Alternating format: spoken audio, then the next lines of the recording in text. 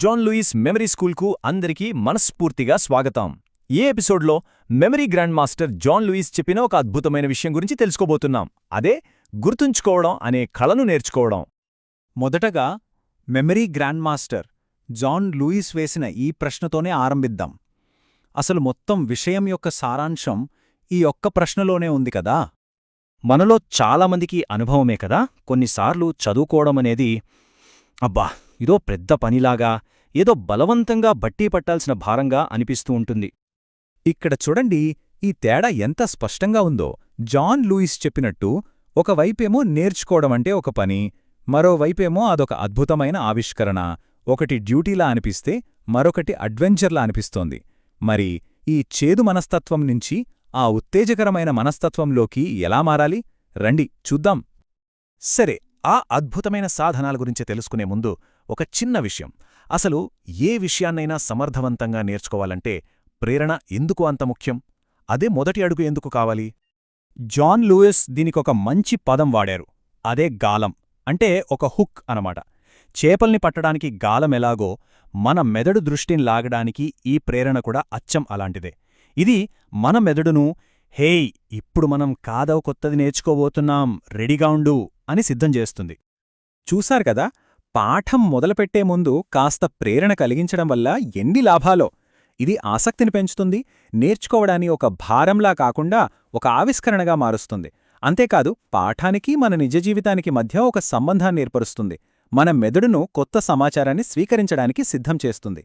ఇదేదో చిన్న ట్రిక్ కాదన్మాట, ఇది ఒక బలమైన పునాది. ఇక అసలు విషయానికి వచ్చేద్దాం. మనలో ఉత్సుకతను రెట్టింపు చేసే ఆ 5 శక్తివంతమైన సాధనాలేంటో ఇప్పుడు ఒక్కొక్కటిగా తెలుసుకుందాం. రెడీగా ఉన్నారా? మొదటి సాధనం రెచ్చగొట్టే ప్రశ్న.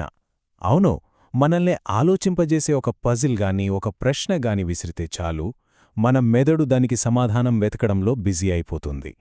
ఆలోచనల ప్రవాహం అలా మొదలవుతుందన్నమాట. ఉదాహరణకి ఈ ప్రశ్నలు వినండి. ఇల్లు కాలిపోతుంటే ఏం కాపాడతారు? ఒక స్టిక్, నీడతో బిల్డింగ్ ఎత్తు ఎలా కొలుస్తారు? ఈ ప్రశ్నలు వినగానే మనలో తెలియకుండానే ఆలోచనలు మొదలవుతాయి గదా. సరిగ్గా ఇదే పాయింట్. ఇక రెండవ సాధనం మనందరికీ ఎంతో ఇష్టమైనది, కథలు చెప్పడం. మనుషులకి సహజంగానే కథలంటే చాలా ఇష్టం. ఒక మంచి కథ ఎంతటి కఠినమైన విషయాన్నైనా సరే చాలా సులభంగా గుర్తుండిపోయేలా చేస్తుంది. ఉదాహరణకి, ధైర్యం గురించి చెప్పే ముందు ఒక నిజమైన హీరో కథ చెప్పడం, లేదా గ్రెగర్ మెండల్ బఠానీ మొక్కలతో చేసిన ప్రయోగాలను ఒక డిటెక్టివ్ మిస్టరీలా చెప్పడం. చూశారా, కథలు పాఠాన్ని ఎంత ఆసక్తికరంగా మార్చేస్తాయో. ఇప్పుడు మూడవ సాధనం వైపు వెళ్దాం. ఇది చాలా చాలా ముఖ్యం. మనం నేర్చుకునే పాఠ్యాంశానికి మన రోజువారీ జీవితానికి మధ్య ఒక బలమైన బంధాన్ని ఏర్పరచడం. ఉదాహరణకు, ఫిజిక్స్లోని ఫోర్స్ సూత్రాలను వివరించడానికి మనకిష్టమైన క్రికెట్ లేదా ఫుట్బాల్ను వాడటం, లేదా మనం వేసుకున్న బట్టల మీద లేబుల్స్ చూసి మన గదిలోనే ఎన్ని దేశాలున్నాయో తెలుసుకోవడం. భలే ఐడియాలు కదూ. ఇవి పాఠాన్ని నేరుగా మన జీవితంలోకి తీసుకువస్తాయి. ఇక నాల్గవ సాధనం, ఇది చాలా సరదాగా ఉంటుంది. అదే ఆశ్చర్యపరిచే నిజం. మనల్ని ఆశ్చర్యపరిచే ఏదైనా ఊహించని విషయం తెలిస్తే వెంటనే దాని వెనుక ఏముందో తెలుసుకోవాలనే ఆసక్తి మనలో కలుగుతుంది. దీన్ని ఆచరణలో చూద్దామా? ఇప్పుడు స్క్రీన్ మీద ఒక సంఖ్య కనిపిస్తోంది, $35. ఏంటిది? దీని అర్థమేమయ్యుంటుంది? ఒక క్షణం ఆలోచించండి. ఇది ప్రపంచ ప్రసిద్ధిగాంచిన నైక్ లోగో కోసం వాళ్లు చెల్లించిన ధర. నమ్మశక్యంగా లేదు కదా. కేవలం $35. చూసారా, ఈ ఒక్క నిజం తెలియగానే దీన్ని వెనుకున్న పూర్తి కథ తెలుసుకోవాలనే కోరిక మనలో ఎలా పుట్టిందో, అసలు ఎందుకు అంత తక్కువకి డిజైన్ చేశారు, ఆ తర్వాత ఏం జరిగింది, ఇదే ఆశ్చర్యపరిచే నిజం యొక్క శక్తి. ఇక చివరగా 5వ సాధనం, మనకు పరిష్కరించడానికి ఒక నిజ జీవిత సమస్యను ఇవ్వటం. దీనివల్ల మనం నేర్చుకునేదానికి ఒక స్పష్టమైన కారణం, ఒక ప్రయోజనం దొరుకుతుంది.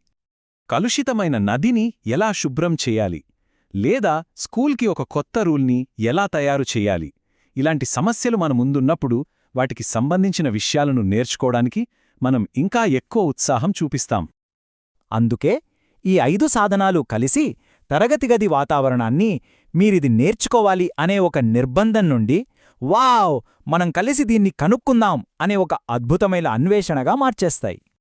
సరే, ఇప్పటిదాకా మనం చాలా విషయాలు తెలుసుకున్నాం కదా. ఇప్పుడు మనందరికీ ఒక చిన్న సవాలు. ఇప్పుడు మీ వంతు. ఇప్పుడే మనం నేర్చుకున్న ఈ సూత్రాలను ఉపయోగించి కొన్ని విషయాలపై ఆసక్తిని ఎలా రేకెత్తించవచ్చో ఆలోచించాలి. సాధారణంగా కాస్త బోరింగ్గా లేదా కష్టంగా అనిపించే ఈ సబ్జెక్టుల జాబితాను చూడండి. పీరియాడిక్ టేబుల్, క్వాడ్రాటిక్ ఈక్వేషన్స్, కిరణజన్య సంయోగ క్రియ. మనం చర్చించుకున్న ఈ ప్రేరణాత్మక పద్ధతులను ఉపయోగించి వీటిని ఎలా ఆసక్తికరంగా మార్చవచ్చో కాస్త ఆలోచించండి. ఇంత అద్భుతమైన సూత్రాలను మనకు అందించిన జాన్ లూయిస్కు మనందరి తరపున ధన్యవాదాలు. మీరు కూడా ఈ అంశాలపై ఆలోచించి మీ సొంతంగా ఒక ఆవిష్కరణ గాలాన్ని సృష్టించడానికి ప్రయత్నించండి. మరి మీ ఆలోచనలు ఎలా ఉన్నాయో, అది ఎలా జరిగిందో తప్పకుండా కామెంట్స్లో మాతో పంచుకోండి.